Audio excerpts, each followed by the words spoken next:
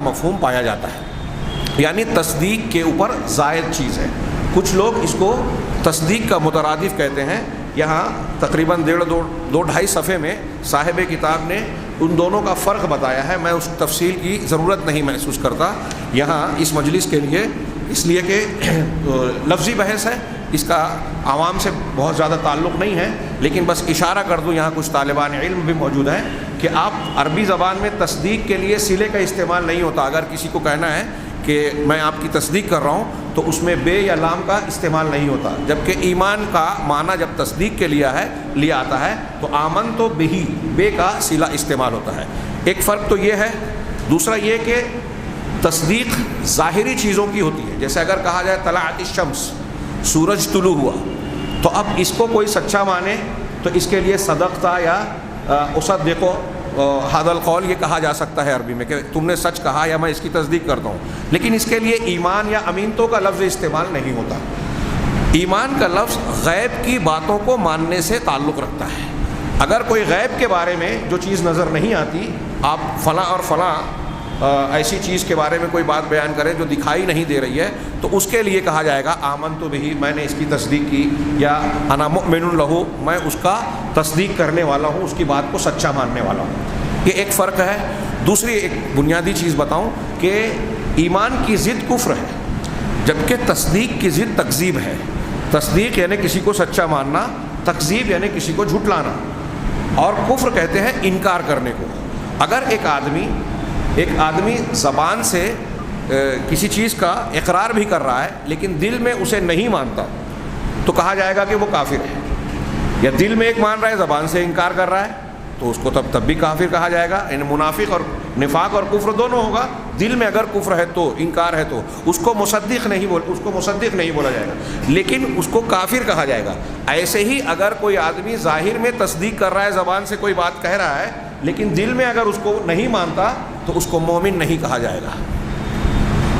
اس سے پتہ چلا کہ ایمان کی ضد کفر ہے، اور ایمان کے اندر کسی بات کو ماننے کے ساتھ ساتھ اس چیز سے محبت، اس سے تعلق اور اس سے موالات کا معنی پایا جاتا ہے۔ جیسے اگر کوئی شخص کسی چیز کا کفر کرتا ہے تو اس میں دشمنی اور مخالفت کا معنی پایا جاتا ہے۔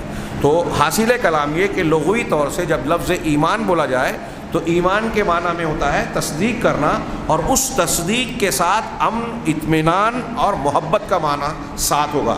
تصدیق اور تصدیق سے زائد یہ چیز شامل ہوگی۔ یہ ہوا ایمان کا لغوی معنی۔ ایمان کا شرعی معنی جب ہم اصطلاح دین میں اسلامی اعتبار سے کہتے ہیں کہ میں مومن ہوں یا یہ چیز ایمان سے تعلق رکھتی ہے، تو اس وقت ایمان کا مطلب کیا ہوتا ہے؟ تو اہل علم نے مختلف تعبیرات میں یہ بات کہی ہے کہ الایمان اعتقاد بالقلب ونطق باللسان وعمل بالارکان، کہ ایمان کہتے ہیں دل کے عقیدے کو، دل کے ساتھ اعتقاد رکھنا یعنی دل میں یقین، اور زبان سے بولنا نطق باللسان، اور بعض روایتوں میں یا بعض عبارتوں میں اقرار باللسان کہتے ہیں۔ اور یہاں جو ہمارے سامنے کتاب ہے، اس صاحب کتاب نے کہا کہ ایمان کا لفظ تصدیق سے زیادہ اقرار کرنا زیادہ صحیح نظر آتا ہے، اس لیے کہ آپ اگر کسی چیز کا اقرار کرتے ہیں تو اسی وقت اقرار کرتے ہیں جب آپ کے دل کو بھی یقین ہو۔ تو اقرار باللسان، زبان کے ساتھ اقرار کرنا، دل کے ساتھ تصدیق کرنا، اور ارکان پر عمل کرنا، عمل بالجوارح یا عمل بالارکان، ارکان ایمان پر جو جن ایمان کے معاملات کا تعلق عملیات سے ہے ان کو ظاہر میں عمل کرنا، باطن میں بھی اس پر عمل کرنا، ان تین چیزوں کا مجموعہ ایمان کہتے ہیں۔ اور یہ قول جو ہم نے کہا کہ یہ دل سے عقیدہ رکھنا، زبان سے کہنا، تو اس میں کہہ رہے ہیں کہ یہ مشتمل ہے دل کے اور زبان کے دونوں قول پر۔ دل کا بھی قول ہوتا ہے اور زبان کا بھی قول ہوتا ہے، زبان سے میں بول رہا ہوں، اور دل میں جو بات میں دہراتا ہوں اس کو دل کا قول کہا جاتا ہے۔ قرآن مجید میں بہت سارے مقامات پر دل کے قول کا بھی تذکرہ کیا، والذی جاء بالصدق وصدق بہ، جو شخص سچائی کو لایا اور سچائی کی تصدیق کیا۔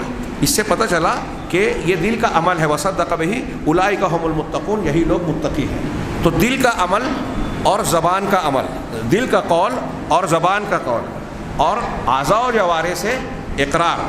دوسری چیز اس میں شامل ہوگی دل کا عمل، زبان کا عمل اور جوارح کا عمل. دل کا بھی عمل ہوتا ہے، زبان کا بھی عمل ہوتا ہے اور ہمارے اعضاء و جوارح کے ساتھ بھی عمل ہوتا ہے. پہلی چیز دل کا قول. قرآن کی کئی آیتیں اور اللہ کے رسول صلی اللہ علیہ وسلم کی بعض احادیث کو بطور مثال پیش کیا ہے. میں اس کی تفصیل میں نہیں جانا چاہتا.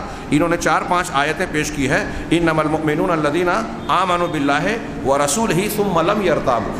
یہ دل کے قول کی دلیل میں انہوں نے پیش کیا کہ جو لوگ مومن ہیں وہ ایسے ایمان والے وہ لوگ ہیں جو اللہ پر اور اس کے رسول پر ایمان لائے اور پھر شک میں نہیں پڑے.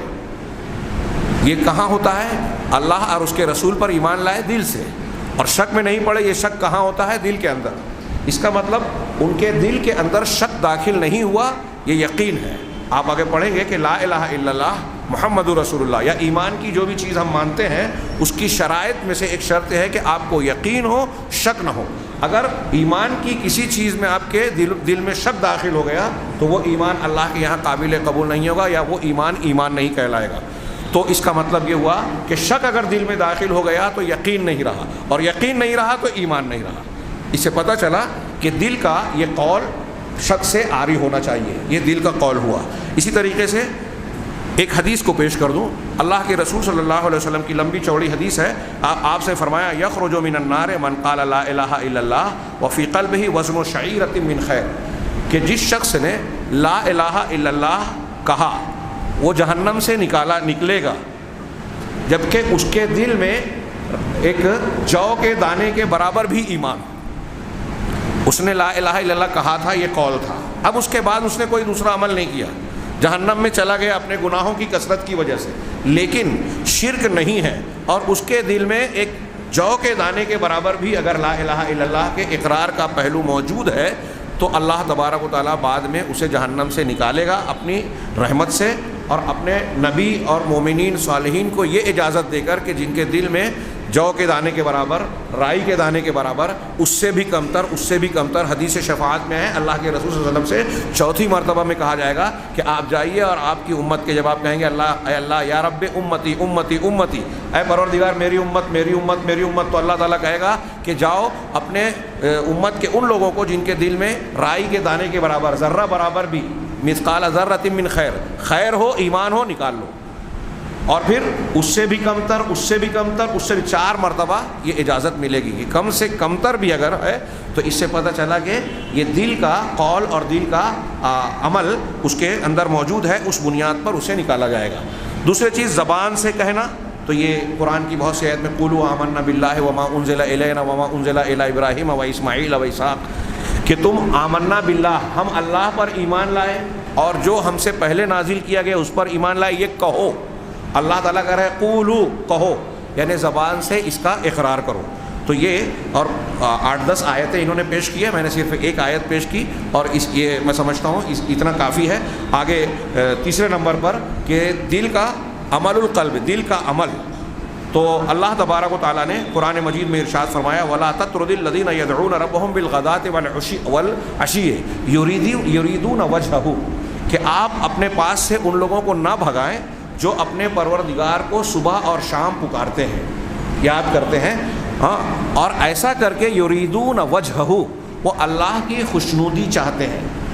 گزشتہ ہفتہ میں نے یہ ایک بات بیان کی تھی کہ اللہ وجہ، چہرہ، اللہ کی ذاتی صفات میں سے ہے، اور اس کا ترجمہ ہم خوشنودی بھی کرتے ہیں قرینے کی وجہ سے، جس پر بعد میں جامعہ کے کچھ طلبہ نے مجھ سے سوال کیا اور بتایا کہ کچھ اساتذہ نے ان کو یہ بتایا تھا کہ یہ نہیں کرنا چاہیے، بلکہ یریدون وجہہ کا ترجمہ صرف یہ ہونا چاہیے کہ وہ جنت میں اللہ کے چہرے کا دیدار چاہتے ہیں.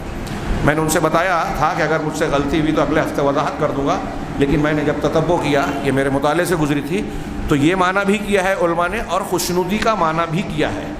اور خوشنودی کا معنی کرنا یہ اس لفظ کی تعویل نہیں ہے، بلکہ یہ اس کا مرادی معنی ہے، اس کا استنباطی معنی ہے. یہ اہل علم نے بیان کیا ہے. علامہ ابن کثیر رحمہ اللہ نے بھی جو ہے بعض مقامات پر انما نطعمکم لوجہ اللہ، سورہ دہر کی جو آیت ہے، انما نطعمکم لوجہ اللہ، ہم اللہ کی وجہ کے لیے تم کو کھانا کھلا رہے ہیں، اس کا ترجمہ کہہ رہے ہیں اے لرضا اللہ، لرضا اللہ، اللہ کی رضا کے لیے، اللہ کی رضا اور اس کے خوشنودی کے لیے. ہاں، اللہ کی وجہ کا ترجمہ ثواب، اجر و ثواب کرنا یہ غلط ہے، کیونکہ اجر و ثواب اللہ کی مخلوق ہے، اور وجہ اور خوشنودی اللہ کی صفت ہے، مخلوق اور خالق میں مطابقت نہیں ہو سکتی۔ خیر یہ بیچ میں تھوڑی سی وضاحت میں نے کر دی، یہاں یریدون وجہہ کہ جب وہ اللہ کو پکارتے ہیں تو اس سے ان کا مقصد اللہ کی خوشنودی ہوتا ہے، یہ خوشنودی چاہنا یریدون وجہہ یہ دل میں ہوتا ہے، تو یہ دل کا عمل ہے۔ اسی طریقے سے دل کے عمل میں خوف ہے، خشیت ہے، اللہ کی طرف انابت ہے، اللہ تعالیٰ کا ڈر جس کو اب خوف کہہ رہا ہوں، اللہ تعالیٰ سے امید، یہ دل میں ہوتی ہے، تو دل کے یہ اعمال کہلاتے ہیں۔ یہ عمل بھی ایمان کا حصہ ہے، جو صرف جیسے اللہ کا خوف صرف اللہ سے ہونا چاہیے، جیسا خوف اللہ سے کسی اور سے نہیں ہونا چاہیے، اگر ایسا خوف دل میں کسی اور سے ہے تو یہ شرک ہوگا، یہ دل کا عمل ہے، تو ایمان میں دل کا عمل بھی شامل ہے۔ اسی طرح عمل اللسان، کئی دلیلوں میں سے میں نے صرف ایک دو دلیل کی طرف اشارہ کیا۔ عمل اللسان زبان کا عمل، یہ بہت آسان سی چیز ہے، جیسے میں سبحان اللہ کہہ رہا ہوں، الحمدللہ کہہ رہا ہوں، قرآن کی تلاوت ہے، اللہ تبارک و تعالیٰ کے دین کی تبلیغ کے لیے کوئی درس دیا جا رہا ہے، جمعہ کا خطبہ دیا جا رہا ہے، یا دین کی باتیں کوئی بتا رہا ہے صاحب علم علماء کرام، تو یہ زبان کا عمل کر رہے ہیں۔ اللہ تبارک و تعالیٰ نے قرآن میں فرمایا ان الذین یتلون کتاب اللہ واقاموا الصلاۃ وانفقوا مما رزقناہم سرا وعلانیہ یرجون تجارتا لن تبور۔ اس میں اللہ تبارک و تعالیٰ نے پہلا جملہ جو ذکر کیا کہ جو لوگ اللہ کی کتاب کی تلاوت کرتے ہیں، نماز قائم کرتے ہیں، تو جیسے نماز قائم کرنا ایک عبادت ہے، ویسے اللہ تعالیٰ کے کلام کی تلاوت کرنا بھی عبادت ہے۔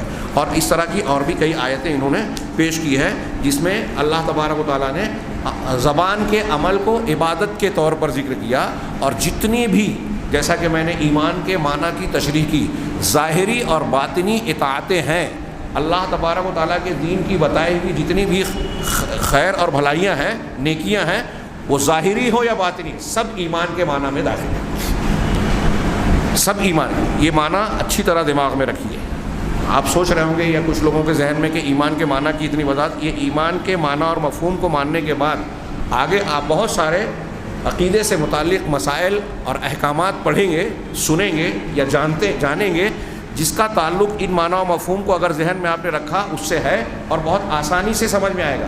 اور اس معنی اور مفہوم کو نہ سمجھنے کی وجہ سے بعض لوگ گمراہیوں کا شکار ہو گئے، جس کا بھی میں تذکرہ کروں گا۔ چوتھی پانچویں چیز جو ہے یہ ہے عمل الجوارح، ہمارے اعضاء و جوارح کا عمل۔ اب اس میں رکوع، سجود اور جو بھی ہم ظاہری طور سے اپنے اعضاء و جوارح کے ذریعے سے اللہ کی اطاعت اور شریعت کے احکامات پر عمل کرتے ہیں، وہ سب عمل الجوارح میں داخل ہے۔ جیسے اللہ نے فرمایا قوموا للہ قانتین، اللہ تبارک و تعالیٰ کے لیے فرما برداری کے ساتھ کھڑے ہو جاؤ، تو یہ قیام نماز میں جو ہوتا ہے یہ عمل ہے جسم کا، اعضاء و جوارح کا۔ اللہ نے فرمایا یا ایھا الذین آمنوا ارکعوا واسجدوا واعبدوا ربکم، اے ایمان والو تم رکوع کرو، سجدہ کرو اور اپنے پروردگار کی عبادت کرو، وافعلوا الخیر، اور خیر کو انجام دیتے رہو، خیر پر عمل کرتے رہو، لعلکم تفلحون، تاکہ تم کامیاب ہو جاؤ، فلاح سے ہمکنار ہو جاؤ۔ تو اس آیت میں اور دوسری کئی آیتوں میں جیسے وعباد الرحمن الذین یمشون علی الارض ہونا واذا خاطبهم الجاہلون قالوا سلاما والذین یبیتونہم لربہم سجدا وقیاما، یہ پوری آیتیں دیکھیے رحمان کے بندوں کی جو صفات بتائی گئی ہے، تو اس میں کئی چیزوں کو بتایا گیا ہے کہ وہ اپنے اعضاء و جوارح کے ساتھ عمل کرتے ہیں۔ اس مفہوم اور ان چیزوں کو بیان کرنے کے لیے قرآن اور حدیث کی بہت ساری نصوص موجود ہیں، اور اہل سنت والجماعت کے نزدیک یہ ایمان کی تعریف میں شامل ہے کہ ایمان اسے کہتے ہیں جو دل کا یقین ہو، زبان سے اقرار کیا جائے اور اعضاء و جوارح سے ارکان پر عمل کیا جائے۔ یہاں تھوڑی سی وضاحت میں کر دوں کہ یہ تین چیزیں ایک دوسرے سے جڑی ہوئی ہیں۔ حضرت امام شافعی رحمہ اللہ فرماتے ہیں کہ جتنے بھی صحابہ ہیں اور تابعین ہیں، امام شافعی فرما رہے ہیں کہ صحابہ اور تابعین کی پوری جماعت اس بات پر متفق ہے کہ ایمان اعتقاد و عمل کا نام، قول اور عمل کا نام ہے، جس کے ساتھ نیت ہوگی، اور ان تینوں میں سے کوئی بھی چیز ایک دوسرے سے الگ نہیں ہوگی۔ قول ہو زبان سے، دل سے، اعتقاد ہو دل سے، اور اعضاء و جوارح کے ساتھ عمل ہو، اور پھر اس کے ساتھ ساتھ نیت کا تعلق دل میں ہے، دل سے ہے، لہٰذا دل کے اندر نیت اور یقین ہو، یہ تینوں چیزیں ایک دوسرے سے جدا نہیں ہو سکتی۔ امام شافعی رحمہ اللہ کہتے ہیں کہ تمام صحابہ اور تابعین کا اس پر اتفاق ہے۔ یہی بات بہت سارے علماء نے سلف سے نقل کی ہے، اور امام بخاری ایمان کے گھٹنے بڑھنے کے سلسلے میں کہتے ہیں کہ میں نے تقریباً 1000 علماء سے، تقریباً نہیں بلکہ 1000 علماء سے، اور 1008 علماء سے میں نے ملاقات کی، سب نے اس بات پر اتفاق کیا کہ ایمان قول و عمل کا نام ہے جو گھٹتا ہے اور بڑھتا ہے۔ تو ایمان اس مجموعے کا نام ہے۔ اب اس میں 3 چیز ہیں۔ پہلی چیز دل کا یقین، دوسری چیز اقرار زبان سے، تیسرا عمل کرنا ارکان پر اعضاء و جوارح کے ساتھ۔ اس میں سے کوئی ایک چیز اگر نہ ہو تو الگ الگ حکم ہوگا۔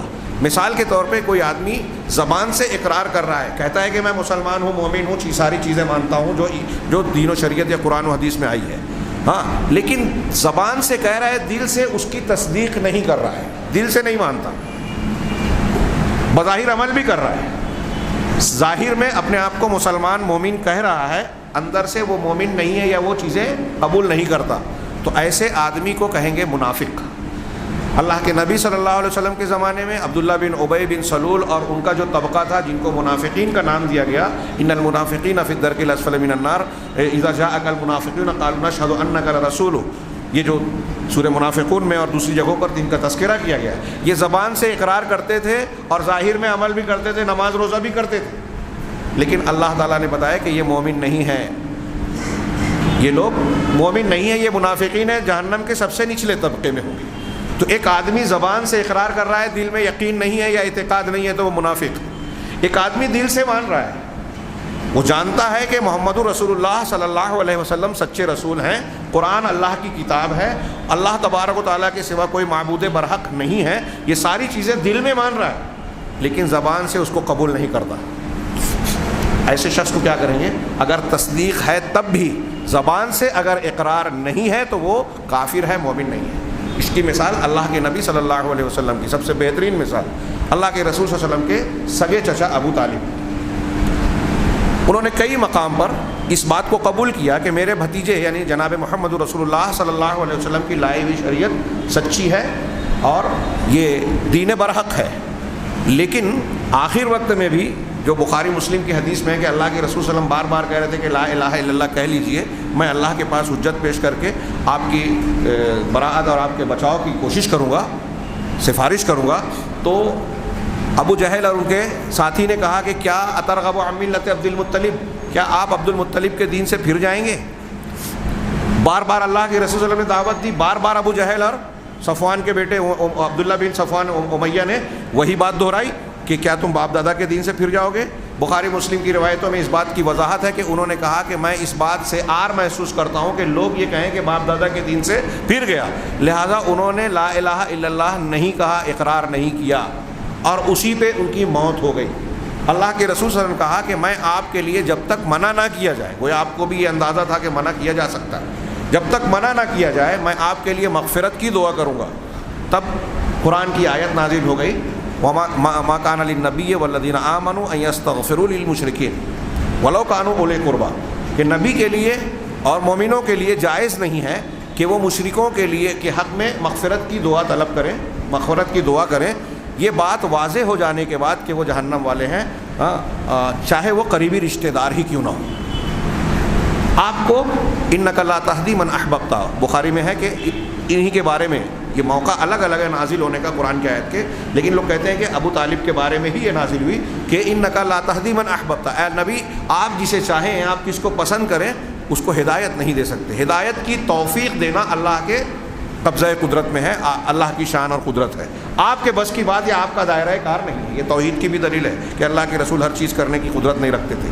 بہرحال اللہ کے رسول صلی اللہ علیہ وسلم کے یہ چچا دل سے تو مانتے تھے کہ میرے بھتیجے سچے رسول ہیں، ان کی لائی ہوئی دعوت سچی دعوت ہے اور اللہ تعالیٰ کا کلام ہے یہ جو وہ پیش کر رہے ہیں، لیکن زبان سے اس کا اقرار نہیں کیا، دل میں تصدیق تھی، زبان سے اقرار نہیں تھا، اس لیے کافر۔ اب ایک آدمی زبان سے اقرار کرتا ہے، دل سے یقین بھی رکھتا ہے، تصدیق بھی کرتا ہے، لیکن شریعت کے احکام و مسائل پر عمل نہیں کرتا اعضاء و جوارح کے ساتھ، تو اب اس کے اس کے عمل نہ کرنے کا جیسا جیسا درجہ ہوگا، کون سا عمل وہ ترک کر رہا ہے اس اعتبار سے اس پر حکم لگے گا۔ عمومی طور سے کہا جائے گا کہ وہ فاسق ہے، فاسق ہے یعنی اللہ تبارک و تعالیٰ کا نافرمان ہے۔ لیکن اگر اس کا ترک عمل توحید کا ترک ہو یا ایسی چیز کا جس کے ارتکاب عمل سے یعنی امر اور نہی کی مخالفت میں کفر اور شرک اکبر لازم آتا ہو تو پھر وہ کافر اور اسلام سے خارج بھی ہو سکتا ہے۔ لیکن عمومی سطح پر اگر کوئی شخص جیسے ہم اور آپ ہیں، ہم اپنے آپ کو مسلمان کہتے ہیں، یقین رکھتے ہیں الحمدللہ، اللہ ہمیں کامل مومن بنائے، لیکن بعض ارکان کو ہم انجام نہیں دیتے جانتے بوجھتے، سستی کوتاہی کی بنیاد پر، غفلت کی بنیاد پر، یا کبھی کوئی اور عذر ہو گیا، تو ایسی صورت میں ہمارا یہ کسی شریعت کے عمل پر سستی کوتاہی کی بنیاد پر عمل نہ کرنا، ترک عمل، یہ فسق کہلائے گا اور ہم اس اعتبار سے فاسق کہلا سکتے ہیں۔ اللہ تبارک تعالیٰ ہمیں کامل مومن بنائے۔ تو یہ تین چیزیں ایمان کا مجموعہ ہے، ان تین چیزوں میں سے جو چیز کم ہوگی اس کے کم ہونے کے اعتبار سے آدمی پر حکم لگے گا کہ وہ مومن ہے یا نہیں ہے۔ اب ایک دوسرا مسئلہ ایمان سے متعلق کہ ایمان گھٹتا اور بڑھتا ہے۔ یہ تقریباً اہل سنت والجماعت کے درمیان متفقہ مسئلہ ہے، تقریباً کہہ رہا ہوں۔ اس میں ہمارے یہاں جو احناف ہیں، احناف کے یہاں حضرت امام حنیفہ رحمہ اللہ کی طرف منسوب قول کی بنیاد پر صرف یہ مانا جاتا ہے کہ ایمان گھٹتا بڑھتا نہیں بلکہ وہ بسیط ہے، مرکب نہیں۔ ایک آدمی اگر ایمان لے آیا، یہ اصل میں مرجیہ کا قول تھا، ایک فرقہ گزرا ہے امت میں مرجیہ، یہ سمجھ لیجئے کہ معتزلہ اور خوارج کی ضد میں ہے۔ معتزلہ اور خوارج یہ کہتے تھے، یہ جو میں نے آخری مسئلہ بیان کیا نا کہ اگر کوئی شخص ایمان کو لاتے ہوئے عمل نہیں کرتا تو اس کو ہم فاسق کہیں گے، وہ اسلام سے خارج نہیں ہو جائے گا۔ لیکن معتزلہ اور خوارج کا یہ عقیدہ ہے، اور آج بہت سارے وہ لوگ جیسے آج اخوانیت اور کچھ اخوانیت زدہ جدید دور کے خوارج جن کو کہا جاتا ہے، ان کے یہاں یہ فکر پائی جاتی ہے کہ اگر ایک آدمی نے گناہ کبیرہ کا ارتکاب کیا، وہ مسلمان ہے، مومن ہے، لیکن ارتکاب کبیرہ کر لیا تو اس گناہ کے ارتکاب کی وجہ سے وہ اسلام سے خارج ہو جائے گا۔ یہ چھوٹا موٹا مسئلہ نہیں ہے، اچھی طرح دماغ میں رکھیں ہمارے نوجوان خاص طور سے، جو آج کل کی کچھ تحریکی فکر سے اور ان کی دھوم دھام اچھل کود سے متاثر ہو جاتے ہیں، جو جذباتی باتیں کرتے ہیں۔ یہ جو داعش اور اخوانیت کی فکر آج عالم اسلام میں ایک مسئلہ اور فتنہ بنی ہوئی ہے، اور اس کا الزام سلفی فکر اور سلفی نوجوانوں پر لگایا جاتا ہے، اور ہمارے کچھ نوجوان ان کی بعض فکر سے متاثر بھی ہو جاتے ہیں، تو ایمان کے وہ اس بنیادی مسئلے کو نہیں سمجھے اس لیے ان سے متاثر ہو جاتے ہیں۔ ایک شخص اگر مسلمان اور مومن ہے تو تمام اہل سنت والجماعت کا اس بات پر اتفاق ہے، اور اس پر قرآن و حدیث کی 2 4 5 7 8 10 20 25 نہیں، سینکڑوں دلیلیں ہیں کہ اگر کوئی شخص ایمان کے ساتھ میں گناہ کبیرہ کا یا کسی غلطی کا مرتکب ہو جائے تو وہ اسلام سے خارج نہیں ہوگا، وہ مسلمان ہی رہے گا، اس لیے کہ ایمان کے درجات ہیں، جیسا کہ میں نے کہا ایمان کم اور زیادہ ہوتا ہے۔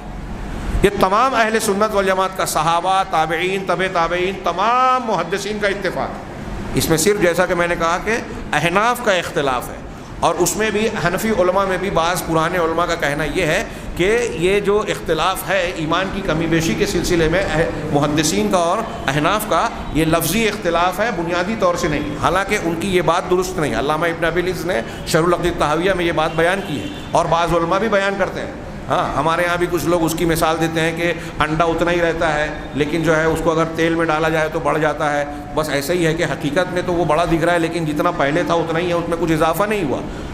یہ بالکل غلط مثال ہے، قیاس مع الفارق ہے۔ اور اللہ کے رسول صلی اللہ، یہ جو مرجیہ کا جو مذہب ہے کہ ایمان اگر ایک شخص کہہ دیتا ہے کہ میں ایمان لایا یا کلمہ پڑھ لیا تو وہ مسلمان ہو گیا، اور اس کا ایمان ایسا ہی ہے جیسے حضرت جبرائیل کا ہے۔ ایک ابو بکر صدیق رضی اللہ تعالیٰ عنہ کا ایمان اور آج کے ایک مسلمان کا ایمان، اگر وہ کہہ رہا ہے کہ میں مسلمان ہوں تو اب وہ گناہ کبیرہ کر رہا ہے، زنا چوری کر رہا ہے، کچھ بھی کر رہا ہے، وہ اور ابو بکر صدیق دونوں کا ایمان ایک جیسا ہے، یہ اس کا مستفاد یہ ہے۔ کیا آپ کی اور ہمارا ذہن اگر سرسری طور سے بھی غور کرے تو یہ قبول کرتا ہے؟ سوال ہی پیدا نہیں ہوتا۔ ایمان نیکیاں کرنے سے بڑھتا ہے، جتنا آدمی نیک ہوتا جائے گا اس کا ایمان کا درجہ اتنا زیادہ اونچا اور اعلیٰ ہوتا جائے گا. اور برائیاں اگر کرتا ہے ایک آدمی, ایمان کے تقاضوں کی خلاف ورزیاں کرتا ہے, تو اس کے ایمان میں کمی ہوتی جاتی ہے. اور اس پر قرآن و حدیث کی بے شمار دلیلیں ہیں. قرآن کہتا ہے الذین قال لهم الناس ان الناس قد جمعوا لكم فاخشوهم فزادهم ایمانا, کہ یہ غزوہ احد کے موقع پر اللہ کے نبی صلی اللہ علیہ وسلم اور صحابہ کرام سے کچھ لوگوں نے آ کے بتایا کہ آپ کے خلاف لوگ جمع ہو رہے ہیں, گویا ایک طریقے سے ڈرانے کی کوشش کی, سارے لوگ اکٹھا ہو رہے ہیں. تو اس کا تذکرہ کرتے ہوئے اللہ نے ذکر فرمایا سورہ آل عمران میں کہ جب لوگوں نے, کہ وہ لوگ جن سے لوگوں نے جب یہ کہا کہ ان الناس قد جمعوا لکم, لوگ تمہارے خلاف اکٹھا ہو رہے ہیں, تمہارے لیے محاذ بنا رہے ہیں, فخشوہم, لہٰذا ان سے ڈرو, ہوشیار رہو, ان سے خوف کرو, ڈرو. فزادہم ایمانا, تو اس سے وہ ڈر نہیں گئے, فزادہم ایمانا, ان کے ایمان میں اس چیز نے زیادتی کر دی. یہ قرآن کا جملہ زادہم, انہوں نے اس چیز نے زیادہ کر دیا ان کے ایمان کو, صریح دلیل ہے, صاف دلیل ہے. بلا وجہ اس میں تعویل کرنا, اس کا معنی و مفہوم بتاتے ہوئے کہنا کہ اس کا مطلب یہ نہیں ہے, یہ ہے, یہ بلا وجہ کی ہٹ دھرمی ہے. صاف اور صریح طور سے قرآن نے ایمان کی زیادتی کا ذکر کیا اور ان لوگوں کے ایمان میں اضافہ ہوا. وقالوا حسبنا اللہ ونعم الوکیل, اور انہوں نے جواب یہ دیا کہ اللہ ہمارے لیے کافی ہے اور وہ بہترین کارساز ہے. یہ نبی کریم صلی اللہ علیہ وسلم کا جواب تھا. دوسری آیت سورہ انفال کی, یہاں 5-6 آیتیں ہیں, میں صرف یہ دوسری آیت پڑھوں گا. انما المؤمنون الذین اذا ذکر اللہ وجلت قلوبهم واذا تلیت علیہم آیاتہ زادتہم ایمانا, کہ مومن تو بس وہی ہیں, اللہ تعالیٰ فرما رہا ہے کہ مومن بس وہی ہیں کہ جب اللہ کا تذکرہ ان کے سامنے کیا جاتا ہے, اللہ کا ذکر کیا جاتا ہے, وجلت قلوبہم, تو ان کے دل دہل جاتے ہیں, ان کے دل خوفزدہ ہو جاتے ہیں, لرز جاتے ہیں. وَإِذَا تُلِيَتْ عَلَيْهِمْ آیَاتُ, اور جب ان پر اللہ کی آیتوں کی تلاوت کی جاتی ہے, زادتہم ایمانا, تو ان کے ایمان میں زیادتی ہو جاتی ہے. وَعَلَىٰ رَبِّهِمْ يَتَوَكَّلُونَ, اور اپنے پروردگار پر وہ توکل اور بھروسہ کرتے ہیں. یہاں دیکھیے کہ آیتوں کی تلاوت کی جاتی ہے تو مومنوں کے ایمان میں اضافہ ہوتا ہے, قرآن کہہ رہا ہے. اس کا مطلب یہ کہ آپ جیسے جیسے قرآن سنتے جائیں گے تو قرآن سے آپ کے ایمان میں تازگی اور زیادتی ہوگی, کیونکہ آپ اس کو اور مانتے جا رہے ہیں اور آپ نیکی کرتے جا رہے ہیں. تو جیسے جیسے آپ نیکی کر رہے ہیں قرآن کو سن کر, سمجھ کر, اور جتنا آپ قرآن سنتے جائیں گے اتنا قرآن کو مانتے جائیں گے, تو جتنا مانتے جائیں گے اتنا آپ کے ایمان میں اضافہ ہو رہا ہے. اور ایمان میں یہ اضافے کا ذکر اس آیت میں اور ایسی کئی آیتوں میں کرنا, یہی آیت اس بات کی بھی دلیل ہے کہ ایمان کم بھی ہوتا ہے, کیونکہ یہ جو بڑھ رہا ہے, بڑھنے کا مطلب یہ کہ وہ پہلے کم تھا تبھی تو آگے بڑھا, جب بڑھ گیا تو پہلے والی کیفیت کم کی تھی.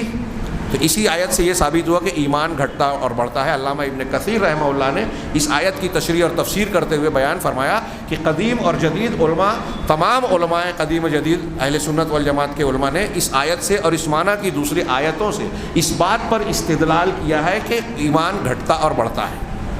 ایمان میں کمی اور بیشی ہوتی ہے, اس میں زیادتی اور کمی ہوتی ہے. مرجیہ کا کہنا یہ ہے کہ آدمی نے ایمان لے آیا, اب کوئی بھی برائی کرتا رہے اس کا ایمان اتنا کوز نہیں رہے گا. جیسا کہ میں نے کہا کہ ایک عام اور گنہگار آدمی کا ایمان بھی ابوبکر صدیق رضی اللہ تعالیٰ عنہ اور حضرت جبریل علیہ الصلوۃ والسلام کے ایمان کے برابر ہوگا. یہ مرجیہ کا قول ہے. خوارج اور معتزلہ جو آج کے دور کے, یوں سمجھ لیجئے کہ جو داعشی اور اخوانی فکر ہے, میں یہ جو نام لیتا ہوں مقصود نام لینا نہیں ہے, لوگوں کو سمجھانا ہے کہ یہ جو آج ہمارے یہاں اخوانیت کے ہاں, جیسے سید قطب کا میں نے تذکرہ کیا تھا, کئی جگہوں پر ان کی متعدد کتابوں میں یہ قول ہے کہ آج جتنے بھی مسلمانوں کا سماج ہے سب جاہلی معاشرہ ہے, سارے کے سارے کافر ہوگا. خاص طور سے مسلمان حکومتوں کے جو حکمراں ہیں ان کو وہ کافر کہتے ہیں. اس کی تفصیل کسی اور موقع پر. میں صرف کہنا یہ چاہتا ہوں کہ یہ مسلمانوں کو کافر کہاں سے کہا, کیوں کہا, یہ وہی خارجی فکر ہے کہ اگر گناہ کبیرہ کا آپ نے ارتکاب کیا نا تو آپ کافر ہو گئے. یہ لوگ دلیل پکڑتے ہیں قرآن کی ہے وَمَن لَّمْ يَحْكُمْ بِمَا أَنزَلَ اللَّهُ فَأُولَٰئِكَ هُمُ الْكَافِرُونَ. جن لوگوں نے اللہ کے نازل کیے ہوئے حکم کے مطابق فیصلہ نہیں کیا تو یہی لوگ کافر ہیں. یہ قرآن کی آیت ہے. تو اب یہ کہتے ہیں کہ دیکھیے یہ لوگ قرآن کے حکم کی بجائے کچھ دنیا کے قوانین کو مان رہے ہیں, خاص طور سے مسلم حکمراں, اور پھر ان مسلم حکمرانوں کا ساتھ جو علماء دے رہے ہیں, بڑے بڑے علماء کو کہا کہ جب وہ ساتھ دے رہے ہیں تو اس وجہ سے وہ بھی کافر ہو گئے, سب کے سب کافر. حضرت ابن عباس رضی اللہ تعالیٰ عنہ کی تفسیر اٹھا کے دیکھیے، وَمَن لَّمْ يَحْكُم بِمَا أَنزَلَ اللَّهُ فَأُولَٰئِكَ هُمُ الْكَافِرُونَ. وہ کہتے ہیں کہ یہ کفر وہ کفر نہیں ہے جو اسلام سے خارج کر دے، اس کے درجات ہیں. الکفر دون کفر، امام بخاری نے نقل کیا کہ کفر کے درجات ہیں. جیسے میں ابھی بتا رہا ہوں کہ ایمان کے درجات ہیں، ایسے کفر کے بھی درجات ہیں. ایک شخص کافر ہونے کے ساتھ ساتھ اسلام اور مسلمانوں کی، رسول اور اللہ کی مخالفت اور دشمنی کرتا ہے، وہ بڑا کافر ہے. ایک آدمی اس دشمنی کو نہیں کرتا، صرف انکار کر رہا ہے، وہ چھوٹا کافر ہے. کفر کے درجات ہیں. اسی بنیاد پہ کہا ہے کہ منافقین فی الدرک الاسفل، جہنم کے سب سے نچلے طبقے میں ہوں گے، مطلب وہ کفر کے بہت اعلیٰ مقام پر. تو ایک آدمی، یہ جو لفظ کفر قرآن و حدیث میں آتا ہے، یہ اچھی طرح دماغ میں لگے کہ جہاں جہاں قرآن و حدیث میں کفر کا لفظ آئے، یا بہت ساری حدیثوں میں آتا ہے کہ وہ شخص مومن نہیں، لا یؤمن احدکم، تم میں سے کوئی شخص مومن نہیں ہو سکتا، تو اس کا دو معنی کیا جاتا ہے. ایک مومن نہ ہونے کا ایک مفہوم یہ ہے کہ وہ ایمان سے ہی باہر ہو گیا، یعنی کافر ہو گیا. ایک مومن نہ ہونے کا مطلب یہ ہوتا ہے کہ اس کا ایمان کامل نہیں ہے، وہ مسلمان تو ہے لیکن جیسا ایمان مکمل ہونا چاہیے ویسا نہیں. اور زیادہ تر احکام کی مخالفت کرنے پر جو لا یؤمنو کا معنی اہل علم نے کیا ہے، وہ یہی کیا ہے کہ اس کا ایمان کامل ایمان نہیں ہے، وہ اسلام سے خارج نہیں ہو گیا. ایسی بہت سی دلیلیں ہیں کہ صحابہ کرام رضوان اللہ علیہم اجمعین سے اللہ کے رسول صلی اللہ علیہ وسلم کے سامنے کچھ غلطیوں کا، شریعت کی کچھ احکامات کی مخالفتوں کا ارتکاب ہو گیا. آپ نے ان کو ٹوکا، ان کی اصلاح کی، لیکن یہ نہیں کہا کہ تم اسلام سے خارج ہو گئے. جیسے ان لوگوں نے، جن لوگوں نے کہا تھا کہ اللہ کے رسول ہمارے لیے بھی ذات انوات بنا دیجیے. اللہ کے رسول نے خود اس حدیث میں کہا کہ تم نے ایسی بات کہی ہے جیسے بنی اسرائیل نے موسیٰ سے کہا تھا کہ اے موسیٰ ہمارے لیے معبود بنا دیجیے، جیسے ان بتوں کے، ان مشرکین کے معبود ہیں، ویسے ہمارے لیے بھی معبود بنا دیجیے. یعنی معبود بنانا ذات انوات، ایک درخت، ایک چیز جو متبرک نہیں ہے اس کو متبرک بنا لینا، معبود بنا لینا ہے. لیکن ان صحابہ کرام کو اللہ کے رسول صلی اللہ علیہ وسلم نے یہ نہیں فرمایا کہ پھر سے کلمہ پڑھو، تم لوگ کافر ہو گئے تھے، تم لوگ اسلام سے خارج ہو گئے تھے. اس سے پتہ چلا کہ ان کا یہ قول ان کی نیت اور اعتقاد کی بنیاد پہ نہیں تھا، اور وہ ایمان سے، اسلام سے خارج نہیں ہوئے تھے. ان کا قول کفریہ کلمہ ضرور تھا لیکن وہ کفر میں داخل نہیں ہو گئے تھے. یہ کفر کا ایک درجہ ہے، اور اس کو فوراً توبہ کر لینے سے، اصلاح کر لینے سے آدمی جو ہے پھر سے پکا سچا مسلمان ہو سکتا ہے. تو یہ معنی، ایمان کا یہ معنی دماغ میں رکھنا چاہیے کہ اگر کوئی آدمی گناہ کبیرہ کا ارتکاب کر لے تو اس سے وہ اسلام سے خارج نہیں ہوتا، وہ فاسق و فاجر کہلا سکتا ہے.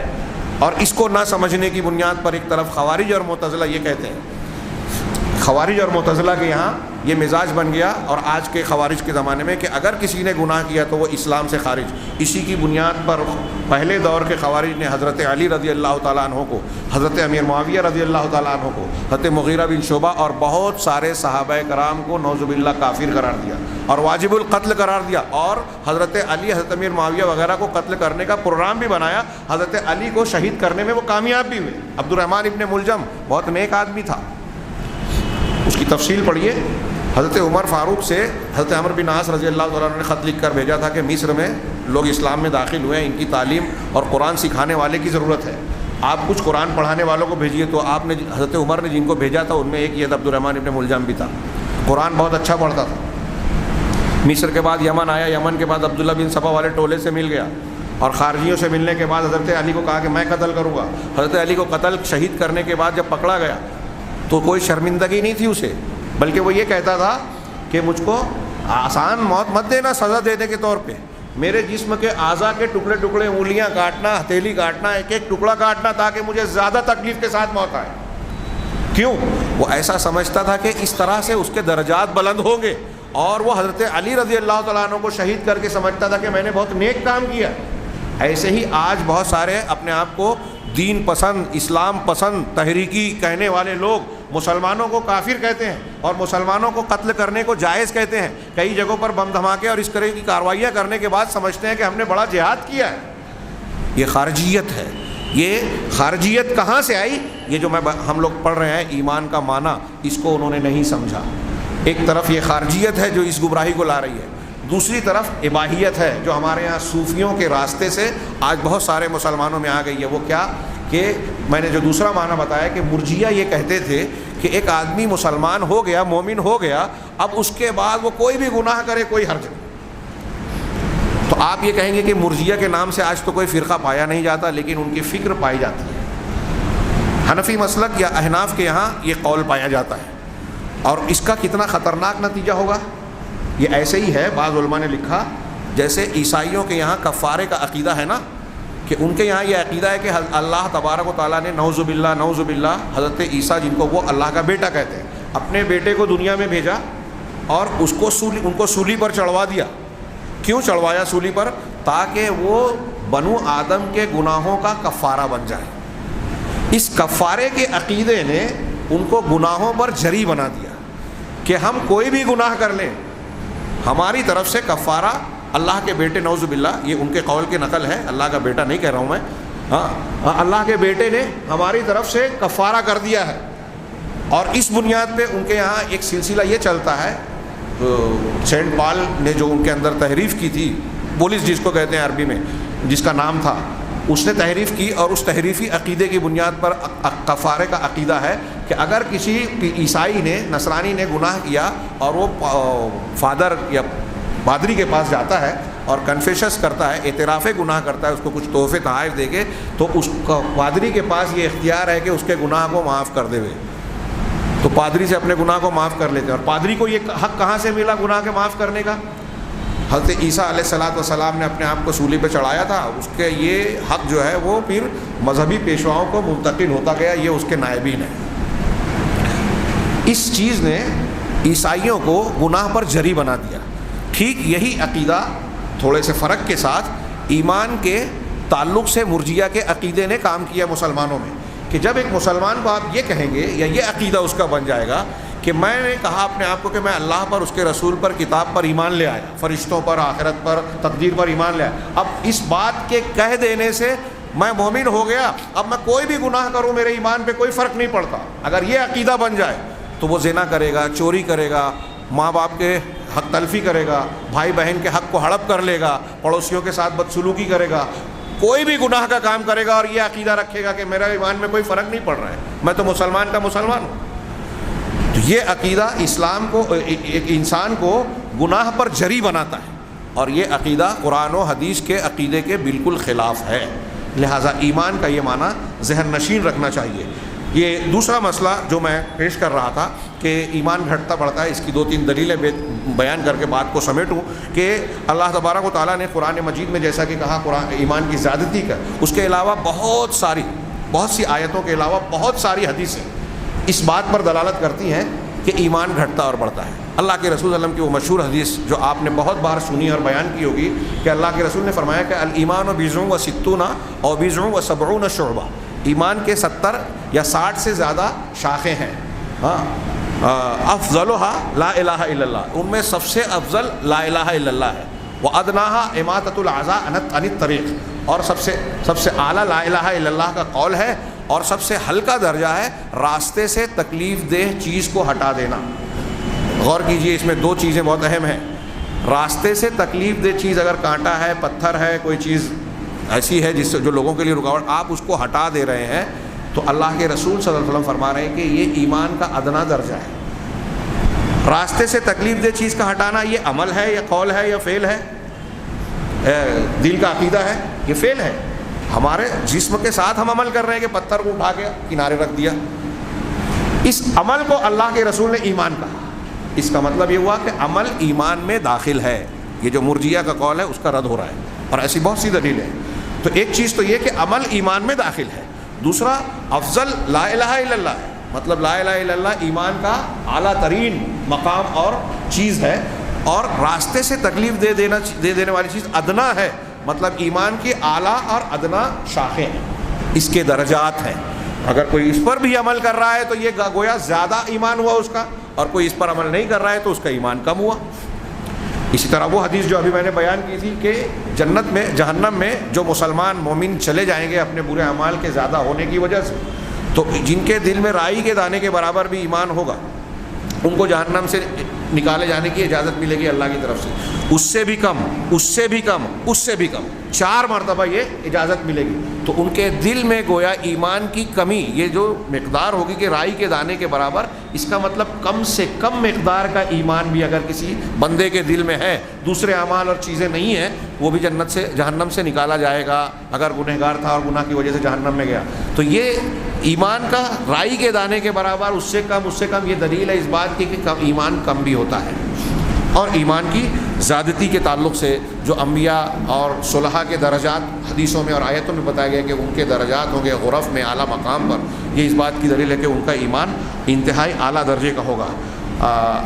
بہت سارے علماء نے اس بات پر کہ ایمان کم اور زیادہ ہوتا ہے اہل سنت والجماعت کے تمام علماء کا اجماع نقل کیا ہے. اس میں سے امام ابو عبید قاسم ابن سلام جن کی وفات 2224 ہجری میں ہوئی ہے، وہ کہتے ہیں کہ ہذہ تسمیۃ من کان یقول، یہ ان لوگوں کا نام ہے. انہوں نے اپنی بات اپنی کتاب میں بیان کرتے ہوئے لکھا کہ یہ ان لوگوں کا نام میں ذکر کرنے جا رہا ہوں جو یہ کہتے ہیں کہ الایمان قول و عمل، ایمان قول اور عمل کا نام ہے، یزید و ینقص، زیادہ ہوتا ہے اور کم ہوتا ہے.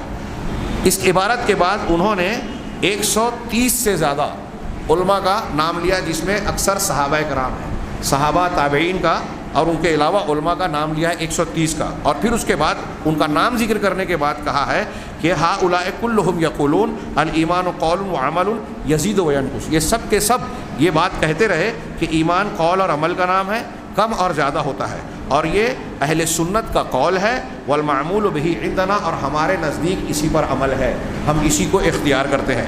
امام بخاری رحمہ اللہ کہتے ہیں کہ میں نے 1030 علماء آدمیوں سے بات کو نقل کیا، ان میں سے جتنے لوگوں کا میں نے تذکرہ کیا 1030 سب کے سب صاحب حدیث ہیں، یعنی حدیث کو جاننے والے محدث ہیں.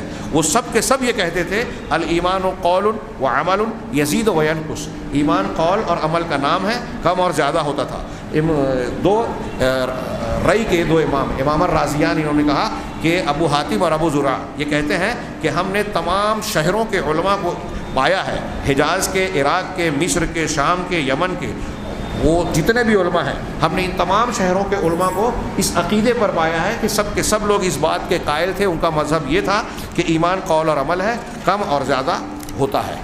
اس طرح کے اور بھی بہت سارے نصوص لوگوں نے نقل کیے ہیں جس سے یہ ثابت ہوتا ہے کہ ایمان قول و عمل کا نام ہے، کمی اور بیشی اس میں ہوتی ہے. جیسا کہ میں نے صرف اشارہ کیا کہ اس معاملے سے، اس مفہوم سے بہت سارے دوسرے مسائل نکلتے ہیں، اور یہ ایمان کا یہ اس طرح سے معنی اور مفہوم جان لینا ہمارے لیے بہت ضروری ہے، کیونکہ اس کا تعلق ہمارے آگے کے جو دوسرے عقیدے کے مباحث ہیں اس پر پڑتا ہے، اور بہت سارے مباحث اسی کی بنیاد پر کھڑے ہوتے ہیں. اور جیسا کہ میں نے شروع میں کہا تھا، بعد میں کچھ لوگ آئے کہ یہ ایمان کا جو مفہوم ہے اسے آپ یہ خشک چیز سمجھ کر چھوڑ نہ دیں، کیونکہ ایمان ہمارے دین کی بنیاد ہے. سارے اعمال میں سب سے پہلا حکم جس کا قرآن و حدیث نے دیا ہے وہ ایمان ہے. ایمان ہی کی بنیاد پر سارے دوسرے عمل قبول ہوں گے، ایمان کی بنیاد پر جنت ملے گی، ایمان کی بنیاد پر اللہ کی رحمت ملتی ہے. ساری فضیلتیں جو قرآن میں اور حدیث میں بیان کی گئی ہے وہ ایمان کے ساتھ وابستہ ہیں. اس کے بعد ایمان سے متعلق ایک بحث ہے، اس میں انہوں نے لمبا کیا، میں صرف سرسری سا تذکرہ کر کے تاکہ آئندہ ہفتہ میں توحید کی مباحث میں داخل ہو سکوں.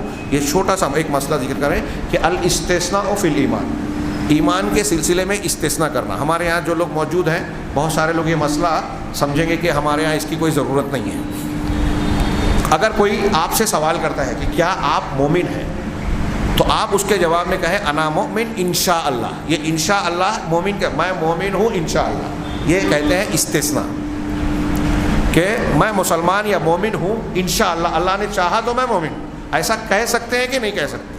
اس کی ضرورت کیوں پڑی؟ یہ مرجیہ نے یہ بدعت ایجاد کی تھی یہ کہنے کی. اس لیے علماء سلف و خلف نے اس پر لمبی چوڑی بحث کی ہے.